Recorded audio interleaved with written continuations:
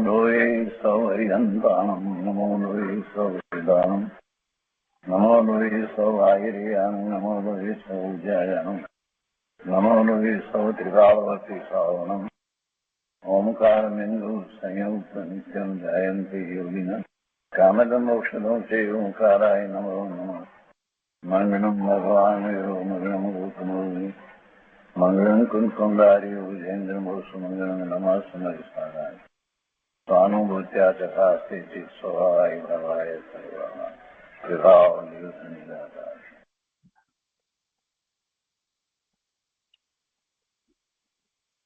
નેમિચંદ્ર સિદ્ધાંતિ દેવ રચિત બૃહદ દ્રવ્ય સંગ્રહ અને શ્રી બ્રહ્મદેવજી રચિત બૃહદ દ્રવ્ય સંગ્રહની ટીકા એનો સ્વાધ્યાય આપણે કરી રહ્યા છીએ.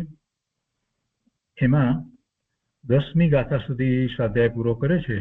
હવે આજે 11મી ગાથા આગળ લઈએ છીએ.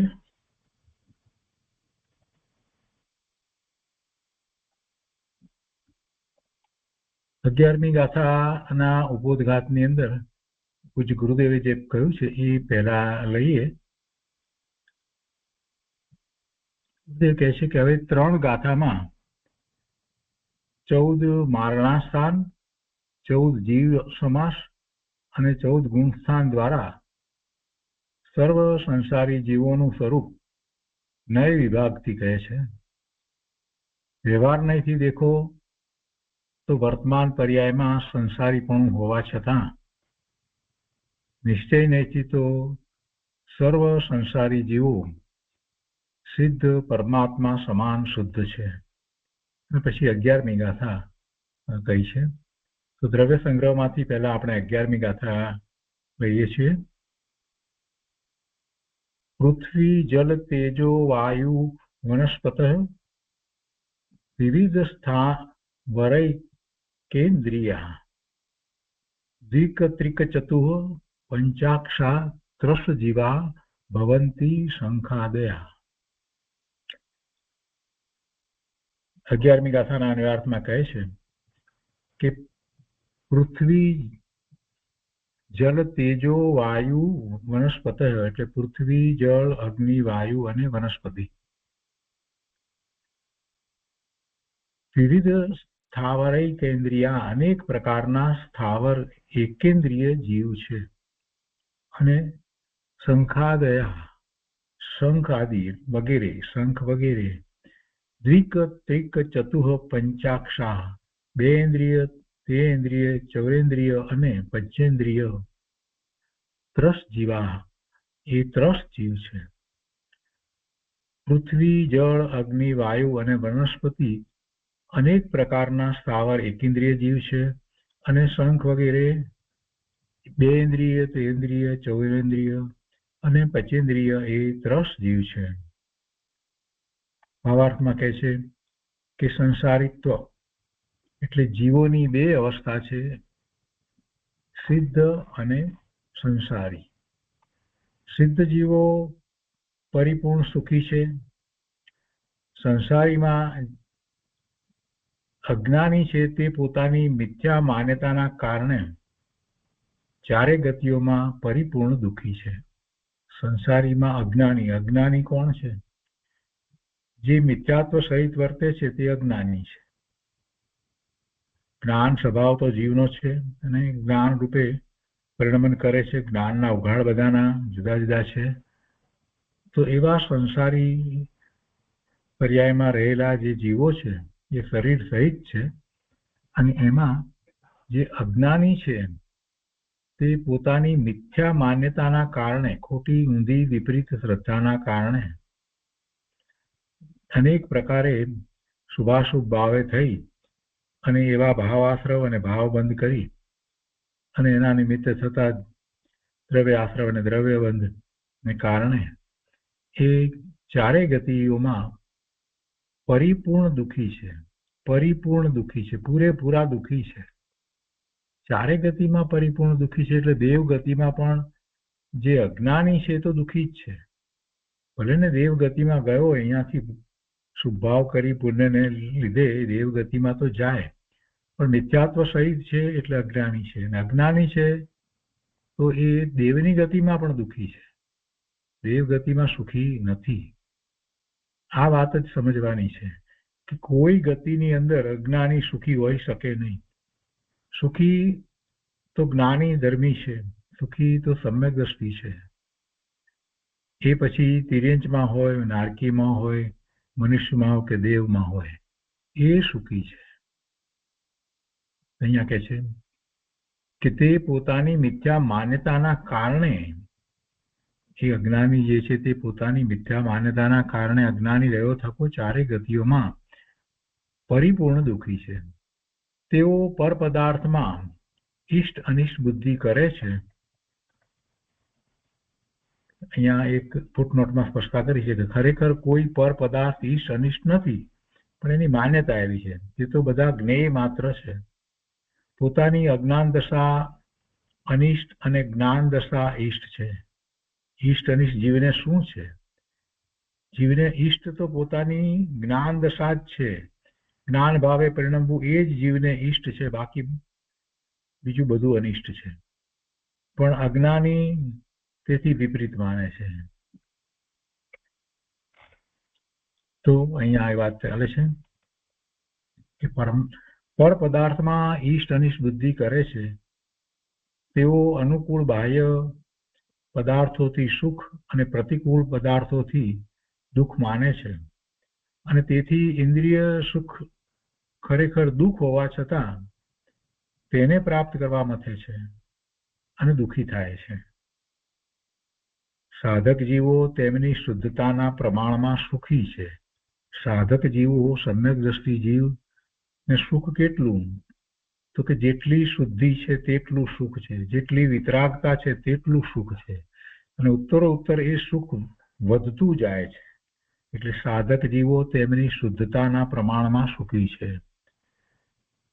કેવળી ભગવાન પરિપૂર્ણ સુખી છે. કેવળી ભગવાન પરિપૂર્ણ સુખી છે. એને માટે ફૂટનોટમાં કહે છે કે કેવળી ભગવાન અસિદ્ધ ભાવને લીધે સંસારી છે. હવે એમને તે ભાવનો અભાવ થતા સિદ્ધ થાય છે. એટલે જે સંસાર અવસ્થામાં હતા ત્યાર સુધી અસિદ્ધ ભાવ હતો, એ અસિદ્ધ ભાવનો અભાવ થયો, એ ચાલ્યો ગયો એટલે સિદ્ધ થાય છે. અહીંયા પ્રશ્ન કરે છે કે જીવની સિદ્ધ દશા ન માનીએ તો? આપણે માનીએ નહીં કે જીવને કોઈ સિદ્ધ દશા હોય, એવું માનીએ જ નહીં કે ના, એવું કોઈ સિદ્ધ હોતું જ નથી. આવી માન્યતા વાળા ઘણા સંસારી અવસ્થાની અંદર આવી માન્યતા વાળા તો અસંખ્ય જીવો. એનો ઉત્તર આપતા કહે છે કે જીવની સિદ્ધ દશા ન માનીએ તો જીવની સંસારી દશા સિદ્ધ થતી નથી. તેમને સંસારી વિશેષણ કોઈ બીજા જીવોથી જુદા ઓળખવા માટે લગાડવામાં આવે છે. ભાઈ સંસારી એવો પ્રશ્ન જ નથી રહેતો. અને પછી એક પ્રશ્ન થાય કે આ જુદા જુદા પ્રકારે જુદી જુદી ગતિમાં જીવ કેમ છે? તો પછી પાછો પ્રશ્ન થાય, સંસારી નથી, માત્ર જીવ જ કહીએ તો આ બધા જીવો જુદી જુદી રીતે કેમ છે? કોઈ 4 પગવાળા ને કોઈ 2 પગવાળા ને, આ બધું કેમ છે? જે આપણને દ્રષ્ટિગોચર થાય છે એમાંય આપણે જોઈએ છે. એટલે એ પ્રશ્ન પણ થાય, અને એ પ્રશ્ન થાય એટલે એના ઉત્તર રૂપે આપણને થાય કે જરૂર કાંઈક એવું કર્યું હશે એટલે આવું પ્રાપ્ત થયું છે. જો આવું આમાં ઉત્કૃષ્ટ પણ પ્રાપ્ત થાય અને હીનમાં હીન એવું પણ પ્રાપ્ત થાય, તો જો એવી રીતે થઈ શકતું હોય તો પછી એવી પણ કોઈ ઉત્કૃષ્ટ દશા હોવી જોઈએ કે જેમાં આ કાંઈ હોય જ નહીં, એમને પૂર્ણ સુખ હોય. એટલે સિદ્ધની દશા તર્ક દ્વારા એમ આપણને ખ્યાલ આવે. હવે બીજી રીતે પણ વાત અહીંયા કરે છે કે જો અસંસારી સિદ્ધ જીવો ન હોય તો સંસારી અવસ્થા જીવોની જ ઠરશે. એવી સંસારી અવસ્થા જીવોની જ ઠરશે નહીં. એટલે સંસારી અવસ્થા પણ સિદ્ધ નહીં થાય એમ જે કહ્યું છે. તો જો અસંસારી સિદ્ધ જીવો ન હોય તો સંસારી અવસ્થા જીવોની જ ઠરશે નહીં.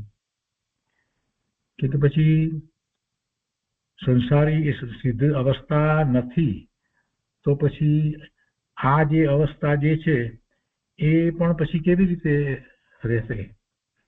કેમ કે એ અવસ્થાઓના તો નાશ થતા જાય તો પછી કોઈ અવસ્થા જ ન રહે. સંસારી સિદ્ધને જ ન માનીએ તો પછી એનો અર્થ પુનર્જન્મ છે જ નહીં, તો પછી પૂરું થઈ જાય. સંસારી દશાનો પ્રતિપક્ષ ભાવ સિદ્ધ દશા છે. જો જીવને સંસાર અવસ્થા જ ન હોય, બીજી રીતે વિચાર કરીએ કે બધા સિદ્ધ છે એમ જો માની લેવામાં આવે તો પણ એમાં મુશ્કેલી આવે કે જો સંસારી પર્યાય હોય ની સંસારી દશાનો પ્રતિપક્ષ ભાવ સિદ્ધ દશા છે. જો જીવને સંસાર અવસ્થા જ ન હોય તો પછી ધર્મ કરવાની જરૂર ક્યાં રહી? તો ધર્મ કરવાનો અને અધર્મ ટાળવાનો પુરુષાર્થ જ રહેશે નહીં. એટલે એવી ખોટી માન્યતાઓ કરવી ને એવા વિકલ્પોમાં જવાની જરૂર નથી. સંસારી જીવોના ભેદો. સંસારી જીવોના બે ભેદ છે, એક સ્થાવર અને બીજો ત્રસ. મુખ્યતાથી બે ભેદ કહેવામાં આવે. સર્વે એકેન્દ્રિય જીવો સ્થાવર જીવો છે, અને એ સ્થાવર જીવો જેના 5 પ્રકાર છે તેના નામ આ પ્રમાણે છે: પૃથ્વીકાય, અગ્નિકાય, વાયુકાય, વનસ્પતિકાય. એ પૃથ્વીકાય, અગ્નિકાય, વાયુકાય, વનસ્પતિકાય.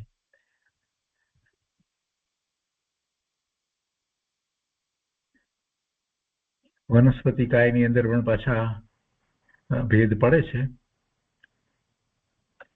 અહીંયા પછી આગળ કહે છે કે 2 ઇન્દ્રિયથી પંચેન્દ્રિય સુધી જીવો ત્રસકાય છે. પંચેન્દ્રિયમાં પછી સંજ્ઞી ને અસંજ્ઞી એમ પણ છે. શાસ્ત્રમાં કહેલા એ કાયો, ઇન્દ્રિયો કે મન તે પૂતગલના પર્યાયો છે, જીવ નથી. પણ તેમનામાં રહેલ જે જ્ઞાન છે તે જીવ છે એમ સમજવું.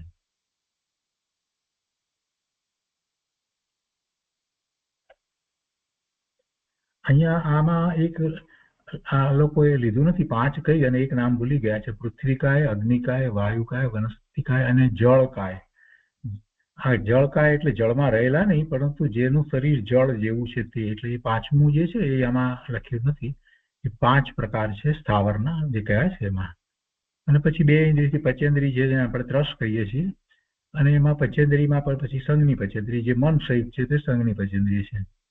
હવે એક વાત અહીંયા કરે છે કે ઇન્દ્રિયો કે મન તે પૂતગલના પર્યાયો છે. કાયા પણ પૂતગલ છે, જે જીવ નથી.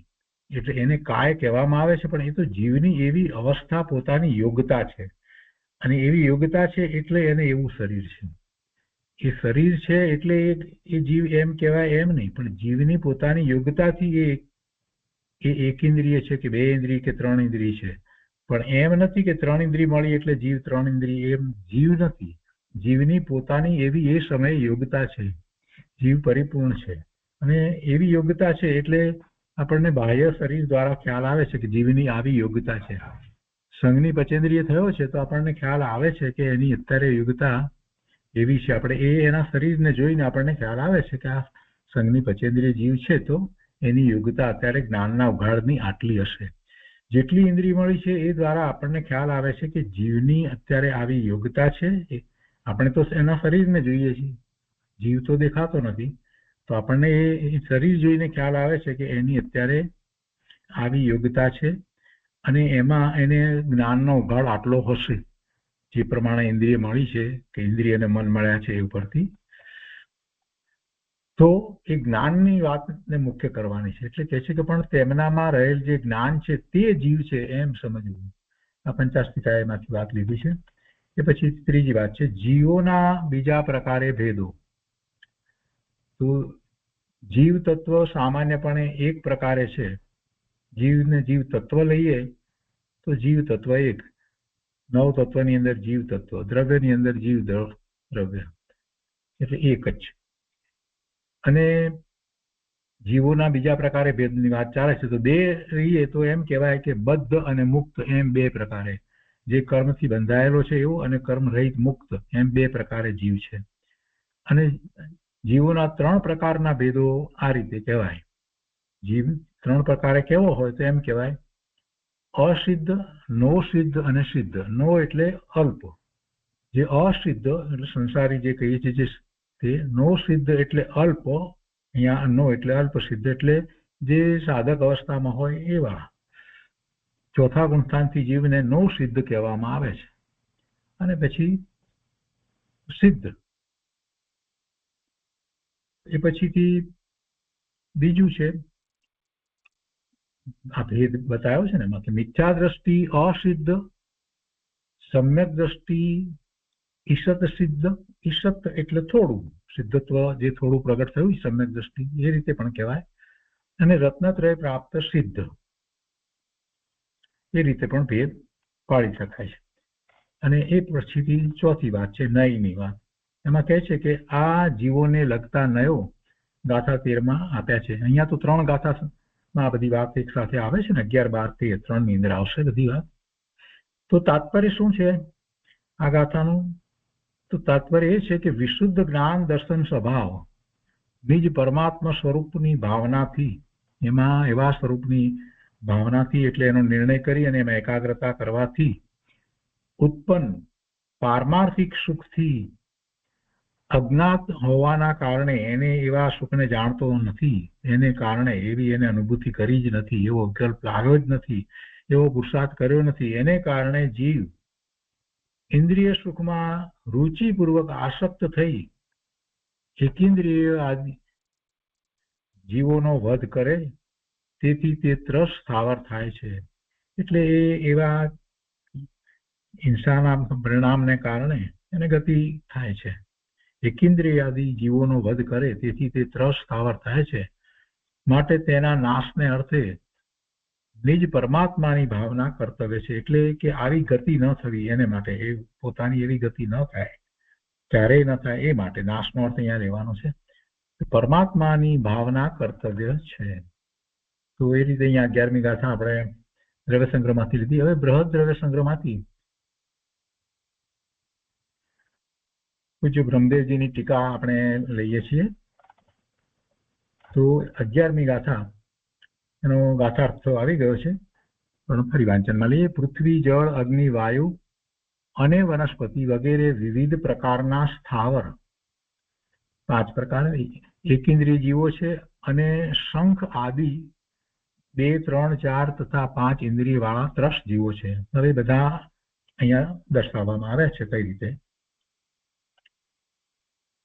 તો ટીકામાં કહે છે કે હોતી વગેરે પદોની વ્યાખ્યા કરવામાં આવે છે. હોતી છદ્મસ્ત જીવ, અતિન્દ્રિય અમૂર્ત નિજ પરમાત્મા સ્વભાવની અનુભૂતિથી ઉત્પન્ન સુખરૂપી અમૃત રસ સ્વભાવને પ્રાપ્ત ન કરતા, બીજી રીતે કહીએ તો સ્વરૂપની દ્રષ્ટિ કરી અને જે રત્નત્રયના પરિણામને પ્રગટ નથી કરતો, સ્વભાવ ભાવે નથી થતો, એમ જ્યારે એ કરે છે તો કે છે કે ઇન્દ્રિય સુખ તુચ્છ હોવા છતાં તેની અભિલાષા કરે છે. કે પેલું આત્મામાંથી પ્રાપ્ત થતું સુખ એનો તો એને ખ્યાલ નથી, એનો એને પ્રયત્ન કર્યો નથી, એની દ્રષ્ટિ થઈ નથી, એનો પુરુષાર્થ નથી, એટલે એને અભાવ છે. એવું અતિન્દ્રિય સુખ આત્મામાંથી પ્રાપ્ત થાય એને એ પ્રાપ્ત નથી કરતો, તો પછી ક્યાંક કઈ તરફ વળે છે? તો કે ઇન્દ્રિય સુખ. ઇન્દ્રિય સુખ તો તુચ્છ છે, તો છતાં પણ એ ઇન્દ્રિય સુખ તુચ્છ હોવા છતાં તેની અભિલાષા કરે છે. તેમાં આસક્ત થઈને એકેન્દ્રિય આદિ જીવોનો ઘાત કરે છે. તે જીવ ઘાતથી ઉપાર્જિત ત્રસ અને સ્થાવર નામ કર્મના ઉદયથી જીવો થાય છે. હવે એ નામકર્મના ઉદયથી થાય છે એમ કેવું એ વ્યવહારનું કથન છે. વાસ્તવમાં જીવ એવા ભાવે થાય છે એટલે એને એવા ભાવ બંધ થાય છે, અને એટલે એને એવી ગતિ થાય છે. કેમ કે પછી જે બંધ પડ્યા છે તે પ્રમાણે દ્રવ્ય બંધ પણ છે અને એના ઉદયો પણ આવે છે. એટલે એવી રીતે જીવનો ઘાત કરે છે, કેન્દ્રિય આદિનો ઘાત કરે છે. સંસાર પર્યાયમાં જીવને એકેન્દ્રિય અને ત્રસ, સ્થાવર અને ત્રસ બંનેના ઘાત થતા હોય છે. સાધક જીવ છે એને હવે આત્માની રુચિ થઈ છે, આત્માની અનુભૂતિ થઈ છે, તો એ બનતા સુધી એકેન્દ્રિયનો પણ ઘાત ન થાય એવી રીતે જીવન જીવવાનો પ્રયત્ન કરે છે. અને ત્રસ હિંસા ન થાય એનું તો ખૂબ ધ્યાન રાખે છે. ત્રસ હિંસા તો મને હોય જ નહીં. બે ઇન્દ્રિયથી માંડી અને સંઘની પચેન્દ્રિય સુધીના જીવોનો ઘાત કે એમને દુઃખ પહોંચે એવું તો મારાથી ક્યારેય ન થાય. એવો નિર્ણય જે કરે છે એ જ ખરેખર મુમુક્ષુ છે. એ તો હોય જ નહીં. અને બને ત્યાં સુધી એને એકેન્દ્રિયનો પણ ઘાત ન થાય, ઓછામાં ઓછો ઘાત થાય એવી રીતે એનું જીવન હોય છે. અને એટલા માટે એકેન્દ્રિયમાં પણ જે એમ કહેવામાં આવે છે અનંતકાય, એવા અનંતકાયને એ છોડે છે. ત્રસ હિંસા તો કરતો જ નથી શ્રદ્ધાપૂર્વક, અને એમાં તો ખૂબ જાગૃતિ રાખે છે. પણ પાછો એ જે એકેન્દ્રિયની વાત કરી એમાં પણ ધ્યાન રાખે છે. અને એમાં છેવટે બીજું કંઈ નહીં તો જે અનંતકાય કહેવાય એવા અનંતકાયના ભક્ષણ તો એ કરતો નથી, એને અડતો પણ નથી. આપણે જાણીએ છીએ કે કંદમૂળ બધા જે છે એમાં નિગોદના જીવો અનંત રહ્યા છે એટલે એ અનંતકાય કહેવાય. અને એ અનંતકાયને તો એ અડતોય નથી, સ્પર્શતોય નથી, તો એને કાપવા ને ખાવા એવો તો એને વિકલ્પ આવતો નથી. આ બહુ સમજવાની વાત છે. અને એ જે સાધક મુમુક્ષુ જીવ છે ત્યાંથી તો એને શરૂઆત કરવાની છે. અને એ વાત ખ્યાલમાં હોવી જોઈએ કે અહીંયા બધા જીવ છે અને એમાં એનો ઘાત કરે છે. ને એને જયારે એ જીવ તરીકે માનતો નથી તો પછી એ એમાં જાય છે. એટલે કહે છે કે તે જીવ ઘાતથી ઉપાર્જિત ત્રસ અને સ્થાવર નામ કર્મના ઉદયથી જીવો થાય છે. એમાં આસક્ત થઈ અને એકેન્દ્રિય આદિ જીવોનો ઘાત કરે છે તો તે જીવ ઘાતથી ઉપાર્જિત ત્રસ સ્થાવર નામ કર્મના ઉદયથી, એટલે એવી એમની ગતિ થાય છે. પછી અહીંયા આગળ લીધું છે જે ટીકામાં, સંસ્કૃત ટીકામાં છે એ વાત લીધી છે. પૂડ વિજલ તેજ વાયુ વણફક વિહિતથા વરે ઇન્દી, એટલે પૃથ્વી, જળ, તેજ, વાયુ અને વનસ્પતિ એવા પ્રકારના છે. આગમમાં કહેલા, એ સ્થાવર જીવોની વાત લીધી છે, આગમમાં કહેલા પોતપોતાના અનેક પ્રકારના અવાંતર ભેદ વાળા છે. આપણે અવાંતર સત્તા શબ્દ પહેલા આવી ગયો છે એટલે એ આપણે જાણીએ છીએ. એવા અવાંતર ભેદ વાળા છે, એવા અંદરમાં એ જુદા જુદા ભેદ વાળા છે. પણ એ સ્થાવર કહેતા બધા એમાં આવી ગયા ને દરેક રીતે જુદા જુદા એ પડે છે. એટલે અવાંતર સત્તા જેમ કહીએ છીએ તે અવાંતર એવો ભેદ છે, પોતપોતાના ભેદ વાળા છે. તો સ્થાવર નામ કર્મના ઉદયથી સ્થાવર, એકેન્દ્રિય જાતિ નામ કર્મના ઉદયથી સ્પર્શેન્દ્રિય સહિત એકેન્દ્રિય હોય છે.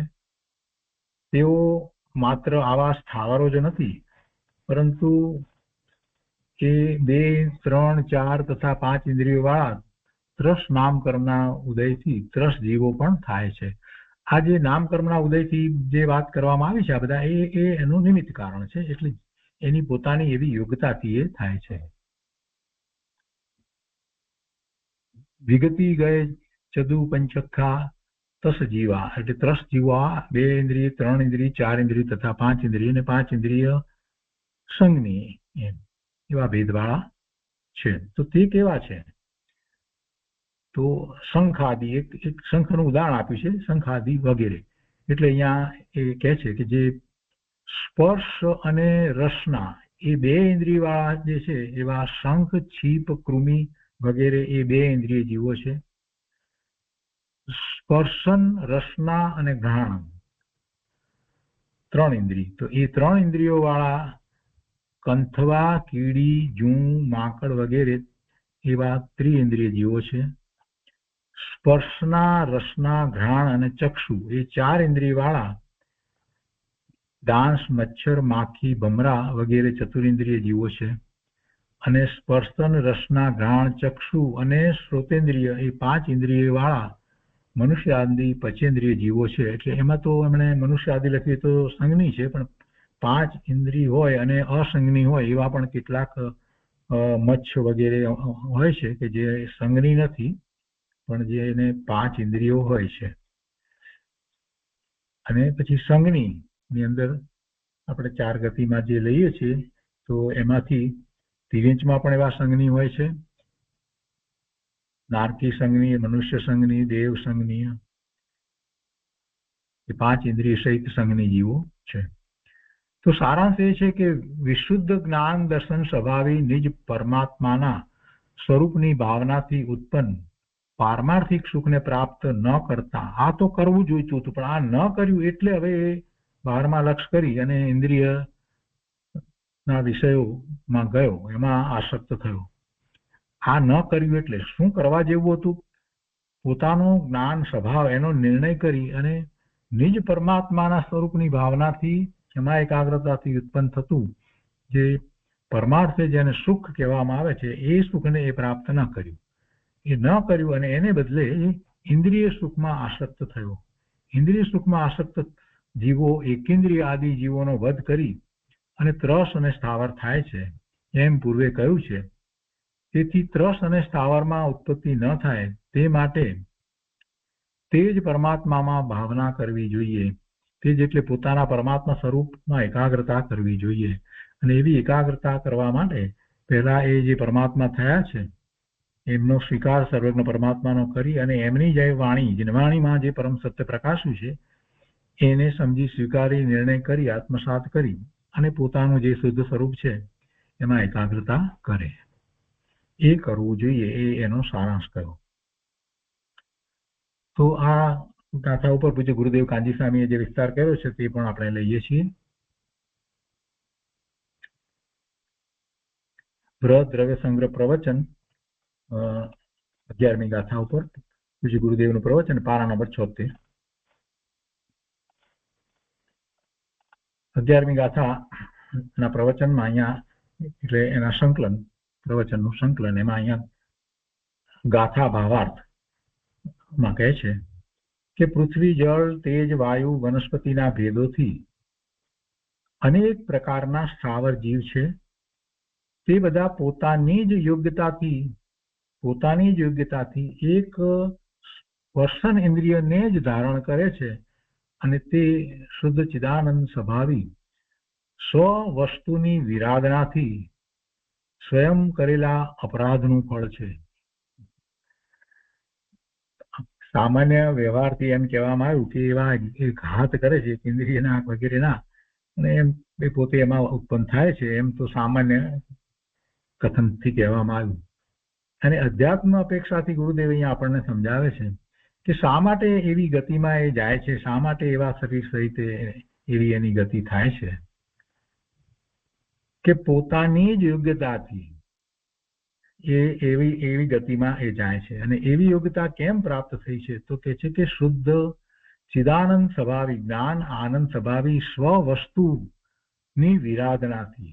અહીંયા સ્વવસ્તુની વિરાધના મુખ્યપણે લીધી છે કેમ કે સ્વવસ્તુની વિરાધના કરી પોતે પોતાને માન્યો નહીં, અસ્તિત્વ પોતાનું જેવું શુદ્ધ પૂર્ણ પવિત્ર સિદ્ધ સમાન એને માન્યું નહીં, સ્વીકાર્યું નહીં, એટલે તો એ સ્વભાવ ભાવે થયો નહીં. અને એવો સ્વભાવ ભાવે થયો નહીં એટલે પોતે કોણ છે એને સાચા અર્થમાં નિર્ણય થયો નથી. પોતે કોણ છે એ અનુભૂતિ દ્વારા જ નિર્ણય થાય. હવે જયારે પોતાનો નિર્ણય નથી તો પછી બીજા જીવોને એ જીવ ક્યાંથી સમજવાનો છે, બીજા જીવોને કેવા સમજવાનો છે? એટલે એને પછી શું થાય? બીજા જીવોનો ઘાત થાય અને બહારમાં બીજે બધે સુખની બુદ્ધિ થાય. આ બધું જ થવાનું છે. જેને પોતાનો અનુભવ કર્યો, સ્વમાંથી આવતા આનંદને અનુભવ્યો છે તો એને બે નિર્ણય થાય છે. એક તો પોતે કોણ છે, કેવો છે એ, અને જ્યારે એ એવો જ છે તો પછી બીજા જીવો પણ એવી જ રીતે હોય એવો એક તો એવો નિર્ણય થાય. અને બીજું કે સુખ તો આત્મામાં જ છે, બહાર સુખ છે જ નહીં, એટલે બહારમાં સુખની બુદ્ધિ ટળી જાય અને બીજા જીવોને એ પોતાની જેમ ભગવાન આત્મા માને. આ બે નિર્ણયો થાય. અહીંયા એ વાત લીધી છે કે ચિદાનંદ સ્વભાવી સ્વવસ્તુની વિરાધના, એટલે પોતાના સ્વભાવની વિરાધના કરી એનો ઘાત કરી અને સ્વયં કરેલા અપરાધનું ફળ છે. સ્વભાવ ભાવનો ઘાત કરે તો જ એ બહાર જાય, ને બહાર જાય એનો ઉપયોગ અને પછી ગમે તે પ્રકારે માન્યતાઓ કરે. એટલે અપરાધ તો પોતાનો છે અને એ અપરાધ કેવો છે કે પોતાના સ્વભાવનો એને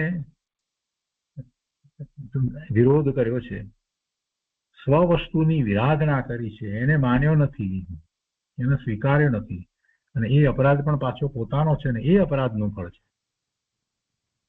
તથા શંખ આદિ 2, 3, 4 અને 5 ઇન્દ્રિયો ધારા ત્રસ જીવો છે, ઇન્દ્રિયો ધરનારા, એવી ઇન્દ્રિયો ધરનારા એ ત્રસ જીવો છે, તેને કોઈ ઈશ્વરે કર્યા નથી, અને કોઈ કર્મને લઈને તેમને આવી દશામાં રખડવું પડે છે એમ પણ નથી. હવે સામાન્ય જેને શાસ્ત્રના અભ્યાસ ન હોય એ પછી આવી વાત વાંચે એટલે પછી એમ બોલે કે આ ગુરુદેવ બધા ખોટા અર્થ કરે છે. આવી બધી વાત એ વખતે જમાનામાં ચાલતી હતી, ગુરુદેવે બધા અર્થ બદલી નાખ્યા છે. હવે એને અભ્યાસ નહીં એટલે એને તો એમ જ લાગે ને. અહીંયા એમ કહ્યું ને કે કોઈ કર્મને લઈને તેમને આવી દશામાં રખડવું પડે છે એમ પણ નથી. પણ ભાઈ જરાક ઊંડો ઉતરીને વિચાર તો કર. કર્મ એને રખડાવે છે કે પોતે એવા ભાવ કરી અને સ્વયં એમાં રખડે છે? કર્મ શું રખડાવે? કર્મ કઈ એને રખડાવે છે એવી વાત નથી. એટલે કર્મ તો એને જે ભાવ કર્યા છે એ દર્શાવનાર છે. કર્મ જે છે એ તો શું છે? રિઝલ્ટ છે. આપણા હાથમાં કોઈ એક્ઝામ આપી હોય એનું રિઝલ્ટ આવે તો એ રિઝલ્ટ આપણને રખડાવે છે કે આપણે એ પરીક્ષા બરાબર સરખી રીતે પાસ ન કરીએ? રિઝલ્ટ તો આગળ્યું છે, એની અંદર તો લખ્યું છે કે તમે કેવું કર્યું હતું એમ. એટલે કર્મ જે છે, દ્રવ્ય કર્મ જે બંધાયા એ શું છે? એ તો પરિણામ છે. તેના પરિણામ છે કે પૂર્વે કેવા ભાવ કર્યા હતા એના એ ભાવ એ પરિણામ છે. એટલે એ શું રખડાવવાના હતા? ને એ તો પાછા જડ છે, એ તો જાણતાય નથી. એટલે કર્મ કોઈને રખડાવે છે એવું વસ્તુનું સ્વરૂપ નથી. જીવ પોતે પોતાના વિભાવ ભાવે પરિણમનથી પોતે રખડે છે. જેવી રુચિ કરે છે એ પ્રમાણે થાય છે. જેટલી બધી આસક્તિ વગેરે જે રીતે કરે છે એમ એમ એની હીણી દશા થતી જાય છે. કોઈ કર્મ એને રખડાવે છે એમ નથી. આ વાત બહુ મહત્વની છે. આ સામાન્ય માણસને તો વાત સમજમાં ના આવે એવી વાત છે. કોઈ ઈશ્વરે કર્યા નથી, ઈશ્વર કોઈ રખડાવતો નથી. જે અન્ય મતમાં જે કહેવામાં આવ્યું એનું અહીંયા ખંડન ગુરુદેવે એક અડધા વાક્યમાં કરી દીધું. કોઈ ઈશ્વર આપણને રખડાવતો નથી, ઈશ્વર કોઈ આપણને ફળ આપતો નથી, કોઈ એવો ઈશ્વર હોય નહીં. એટલે તેને કોઈ ઈશ્વરે કર્યા નથી, અને કોઈ કર્મને લઈને તેમને આવી દશામાં રખડવું પડે છે એમ પણ નથી. આગળ કહે છે વ્યાખ્યાની અંદર ગુરુદેવ કહે છે કે દરેક જીવ અતિન્દ્રિય છે તો પણ હોતી એટલે થયા છે. શું થાય છે કે અતિન્દ્રિય અમૂર્તિક જ્ઞાયક, અતિન્દ્રિય અમૂર્તિક જ્ઞાયક અવિકારી નિજ પરમાત્મા સ્વભાવ છે.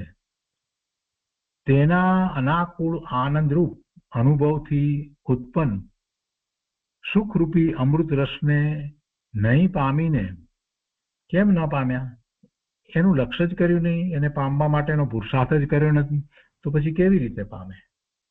તો એવા અમૃત રસને નહીં પામીને પોતાને જ ભૂલેલા તે છદ્મસ્ત આવરણ રૂપ હીણી દશાવાળા, પોતાને જ ભૂલેલા એવા હીણી દશાવાળા, અહીંયા છદ્મસ્ત શબ્દ મૂક્યો છે, આવરણ રૂપ હીણી દશાવાળા જીવ તુચ્છ જે ઇન્દ્રિયોના આલંબનથી ઉત્પન્ન આકુળતામય સુખ તેની અભિલાષા કર્યા કરે છે, તેની ઈચ્છા કર્યા કરે છે.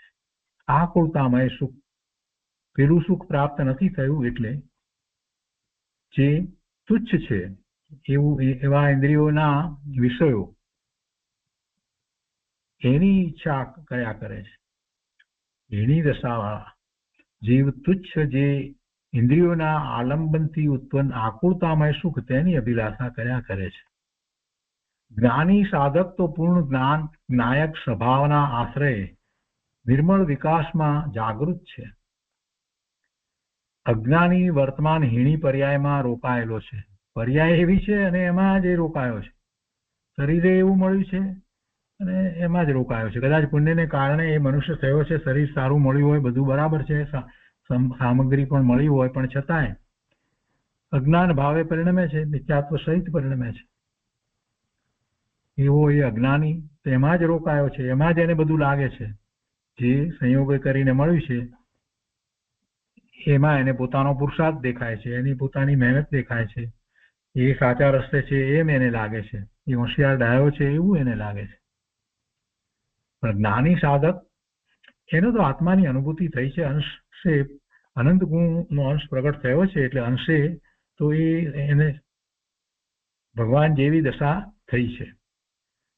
તો કે છે કે જ્ઞાની સાધક તો પૂર્ણ જ્ઞાયક સ્વભાવના આશ્રયે નિર્મળ વિકાસમાં જાગૃત છે. હવે તો એને પૂર્ણ દશા પ્રગટ કરવી છે, એટલે કે એમાં જ રોકાઈ રહેવું છે, એમાંથી બહાર નીકળવું જ નથી. અજ્ઞાની વર્તમાન હીણી દશા તો છે નહીં, તો કે છે અજ્ઞાની વર્તમાન હીણી પર્યાયમાં રોકાયેલો છે. જો પોતાની ભૂલથી એ એકેન્દ્રિય આદિમાં રખડે છે, એ એકેન્દ્રિયમાં હોય, બે ઇન્દ્રિયમાં હોય કે પંચેન્દ્રિયમાં હોય, પણ એ બધું પોતાની ભૂલથી રખડે છે. હવે એ વખતે કોઈ વિદ્વાન નામ ધરાવીને કહે છે, પોતાની જાતને વિદ્વાન કહેતો હોય અથવા ઉપદેશક કહેતો હોય, એને વિદ્વાન નામ ધરાવીને કહે છે કે એકેન્દ્રિય અને અસંગની પંચેન્દ્રિય સુધીના જીવોને કર્મનું જોર છે, તેથી સંસારમાં ભમે છે. આવી વાત આપણને મળે છે. કેટલાય એ બધા શાસ્ત્રી પંડિતો કેટલાય આવી વાતો બધી કરે છે. ગુરુદેવના વખતમાં એવા વિદ્વાન નામ ધરાવનારા એવા પંડિતો આવી બધી વાત કરતા હતા. શું કહેતા હતા કે એકેન્દ્રિય અને અસંગની પંચેન્દ્રિય સુધીના જીવોને કર્મનું જોર છે, તેથી સંસારમાં ભમે છે. ત્યારે અહીં ટીકાકાર શ્રી બ્રહ્મદેવજી કહે છે કે અતિન્દ્રિય અમૃત આનંદ સ્વભાવને પ્રાપ્ત કરતો નથી, તે જીવની ભૂલ છે, અને કોઈ કાળ ક્ષેત્ર સંયોગ કર્મ તે ઈશ્વરે ભૂલ કરાવી છે એમ નથી. કોણ ભૂલ કરાવે? કોઈ ભૂલ કરાવતું નથી. ગુરુદેવ કહે છે કે ટીકાકાર એમ કહે છે કે અતિન્દ્રિય અમૃત આનંદ સ્વભાવને એ પ્રાપ્ત કરતો નથી, એ જીવની ભૂલ છે. અને એમાં પછી એ વખતે આ બધા નિમિત્તો હોય, એટલે એ નિમિત્તની દ્રષ્ટિ કરી અને બીજા લોકો આ ગમે તે રીતે વાત કરે તો એમ વસ્તુ સ્વરૂપ નથી. કોઈ કાળને કારણે કે ક્ષેત્રને કારણે કે એવા કોઈ સંયોગ કે કર્મને કારણે કે ઈશ્વરે એ ભૂલ કરાવી છે એમ બિલકુલ નથી. અજ્ઞાની ત્રિકાળ મુક્ત આનંદ ચૈતન્યની રુચિ કરતો નથી અને પર ઇન્દ્રિય તરફ વર્તમાન પર્યાય તરફના વલણથી પરમાસુખ માને છે. જ્ઞાની પરથી રાગ દ્વેષ કે સુખ દુઃખ માનતા નથી. જ્ઞાનીની માન્યતામાં જ મોટો ફેર છે. પરમાં સુખ બુદ્ધિ કરતા નથી, પરમાં ઈષ્ટ કે અનિષ્ટ બુદ્ધિ પણ કરતા નથી. પર છે બસ, એ સિવાય બીજી કોઈ વાત નથી. પોતાથી ભિન્ન છે. એ પોતાના જ્ઞાનનું જ્ઞેય માત્ર છે, એથી વિશેષ બીજું કાંઈ નથી. અને બધું જ જે કંઈ જેને ખ્યાલમાં આવે છે, જે કંઈ એ બધાના પરિણમન સ્વતંત્ર પોતાથી પોતાને કારણે થાય છે. એ કોઈની ઉપર પ્રભાવ પાડતા નથી. અને આ વાત જે સ્વીકારતા નથી ને એને નિમિત્તાધીન દ્રષ્ટિ રહે છે. અને નિમિત્તાધીન દ્રષ્ટિ છે એટલે પાંગળો થઈ ગયો. પોતે સક્ષમ હોવા છતાં પણ શ્રદ્ધામાં એ પોતે પાંગળો થઈ ગયો. હવે અમુક કામ થાય, અમુક કોઈ કરે, અમુકના આશીર્વાદ મળે તો હું આગળ વધું ને, આવી એની દ્રષ્ટિ થઈ જાય છે. અને એટલે જ એ પુરુષાર્થ નથી કરી શકતો. ગુરુદેવે આ વાતમાં બધા જ શાસ્ત્રોનો જયારે સ્વાધ્યાય કરાયો ત્યારે આ વાતની અંદર ખૂબ સ્પષ્ટતા કરી અને એ મિથ્યા માન્યતાને તોડી છે કે ના, જીવ સ્વતંત્ર છે, સ્વાધીન છે, અને પોતાનો પુરુષાર્થ કરવા માટે એને પરની અપેક્ષા નથી. નિમિત્તો એ વખતે એવા હોય છે, જો પુરુષાર્થ એવો કરે છે તો સાથે નિમિત્તો એવા હોય છે, પણ નિમિત્ત કાંઈ કરે છે એમ નથી.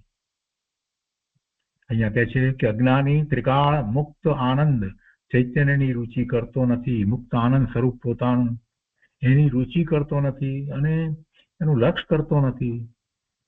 જરાક વિચાર એના સંબંધી કરે તોય એને ખબર પડે કે આ બીજા અનંત જીવોએ આ રીતે સુખની પ્રાપ્તિ કરી, સિદ્ધ થયા, અને વર્તમાનમાં પણ એવા જીવો છે, અને એવો ઉપદેશ પણ આપણને શાસ્ત્રમાંથી પ્રાપ્ત થાય છે. તો શું એ બધા ખોટા? એ બધા ખોટા? આત્મામાંથી આનંદની પ્રાપ્તિ થાય એવું બધાએ કહ્યું છે, તો શું એ બધા ખોટા? એ આપણને ગેરમાર્ગે દોરી રહ્યા છે? જરાક વિચાર કરે તો ખ્યાલ આવે કે ના, વસ્તુ સ્વરૂપ એમ જ હોવું જોઈએ. આત્મામાંથી આનંદની અનુભૂતિ થતી હોવી જોઈએ, અને આત્માનું સ્વરૂપ જ એવું છે, જ્ઞાન આનંદ સ્વરૂપ જ છે, એવો નિર્ણય થાય. પણ એવો કોઈ વિચાર જ ન કરે અને બસ સીધો 12મા ઇન્દ્રિયના વિષય તરફ એ ઈષ્ટ અનિષ્ટ બુદ્ધિ કરી, સુખની બુદ્ધિ કરી અને પરિગ્રહોની દ્રષ્ટિ કરે, અને જે કાંઈ પ્રાપ્ત થયું છે 12માં એમાં જે રોકાઈ રહે, એમાં જ રાચી રહે, એને ભેગું કરવામાં, એને રાખવામાં, ભોગવવામાં, એવા બધા ભાવ કરવામાં જ એ જીવન પૂરું કરે. એટલે પછી વર્તમાન પર્યાય તરફનું જ એનું વલણ રહ્યું, એ સિવાય બીજું તો કાંઈ એને દ્રષ્ટિમાં આવ્યું નહીં. એટલે એ પરમાસુખ માને છે, કહે છે કે પર ઇન્દ્રિય તરફ, વર્તમાન પર્યાય તરફના વલણથી પરમાસુખ માને છે, એવો એ અજ્ઞાની છે.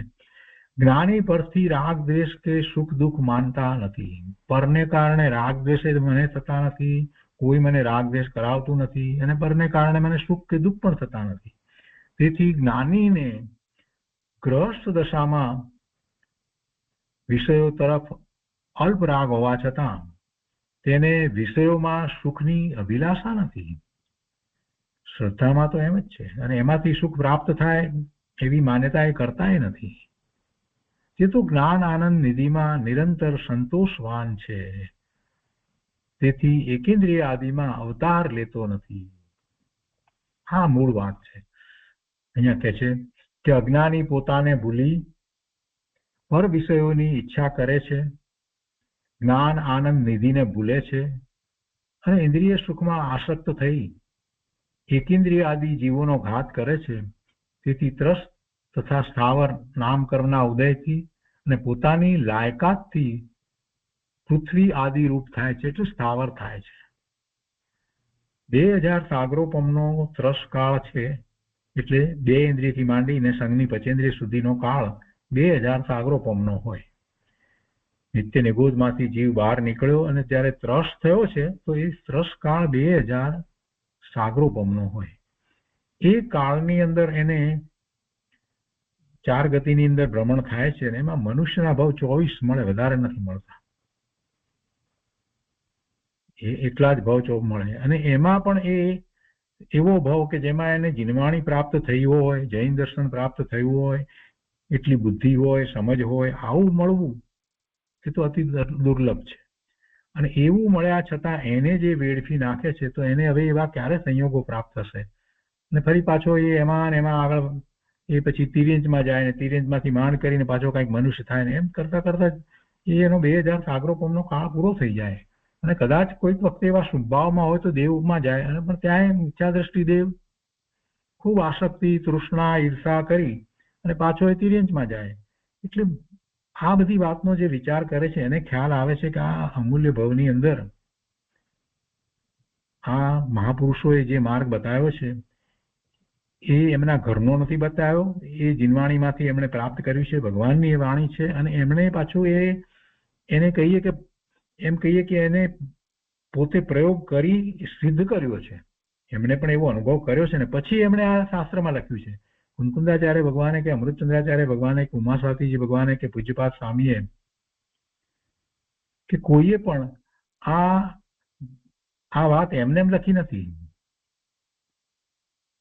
અને અહીંયા આ દ્રવ્ય સંગ્રહની અંદર પણ નેમિચંદ સિદ્ધાંતિક દેવે પણ આ વાત કઈ એમને એમ લખી છે, અનુભવ કરીને વાત લખી છે કે ભાઈ આવા ભવના ભ્રમણ થાય છે, એ કઈ તારું અસલી સ્વરૂપ નથી, અને તું તો મુક્ત આનંદ સ્વરૂપ ભગવાન આત્મા છો, અને એને ભૂલીને તું આ વારમાં લક્ષ કરે છે, માટે તારે આવી ગતિ થાય છે. તો એ વાતને જીવ ગંભીરતાથી લેતો નથી અને ભવના ભ્રમણ કરે છે. એટલે ગુરુદેવ કહે છે કે પોતાની લાયકાતથી આ સ્થાવર થાય છે. અને એમને માટે હવે આગળ કહે છે કે તે જીવ સ્પર્શ ઇન્દ્રિય સહિત એકેન્દ્રિય થાય છે, કોઈ કરતું નથી. માત્ર સ્થાવર જ થતો નથી, પણ 2 ઇન્દ્રિય, 3 ઇન્દ્રિય, 4 ઇન્દ્રિય, પંચેન્દ્રિય છે એવો ત્રસ નામ કર્મના ઉદયથી થાય છે. એકેન્દ્રિય એટલે સ્થાવર, અને અહીંયા સ્થાવર અને બીજા એકેન્દ્રિય વનસ્પતિ કાય જે છે, એમાં સ્થૂળ પણ હોય છે અને સૂક્ષ્મ પણ હોય છે. ભાદર અને સૂક્ષ્મ આપણે કહીએ છીએ. તો એ બધી ગતિ અને ત્રસની બધી ગતિ, તો એ જે થાય છે એ પોતાથી થાય છે, પોતાના એવા ભાવ છે એટલે એ થાય છે. શંખ આદિ સ્પર્શન રસન એ 2 ભાવ ઇન્દ્રિય રૂપ અલ્પ વિકાસને પામ્યો, તે પોતાની પર્યાયની યોગ્યતાથી પામ્યો છે, અને તેને યોગ્ય દ્રવ્ય ઇન્દ્રિયોનો સંયોગ મળે છે. એવી યોગ્યતા છે તો પછી એવી ઇન્દ્રિયનો સંયોગ મળે, એવી ઇન્દ્રિયો મળે એટલે એવું શરીર મળે કે જેમાં એટલી ઇન્દ્રિયો હોય.